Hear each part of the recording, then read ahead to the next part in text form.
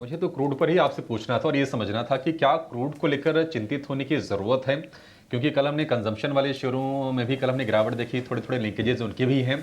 $87 का भाव है, क्या टेंशन लेना है या नहीं लेना है? देखिए, लॉन्ग टर्म में अभिषेक हम देख रहे हैं कि क्रूड के अंदर जो बड़ा उछाल आता है वह सप्लाई डिस्ट्रप्शन से आता है और अभी लग नहीं रहा है कि सप्लाई डिस्ट्रप्शन होगी। देखिए, क्रूड में दो पार्ट्स हैं। अगर आप प्रोडक्शन की बात देखें, ओपेक और नॉन ओपेक। ओपेक जो है उसके अंदर सऊदी अरेबिया है और नॉन ओपेक में रशिया है। ये दोनों चाहते हैं कि क्रूड के अंदर ऐसा कुछ नहीं हो कि प्राइस बढ़ने की वजह से डिमांड कम हो जाए। वर्ल्ड इकोनॉमी इस समय इतनी शार्प नहीं है कि $100 क्रूड को डाइजेस्ट कर सके। तो जो क्रूड का प्राइस 70 से 75 या 75 से 80 या 70 से 80 का जो बैंड है वो एक स्वीट स्पॉट बोलते हैं। मुझे लगता है स्वीट स्पॉट के अंदर ही क्रूड रहेगा।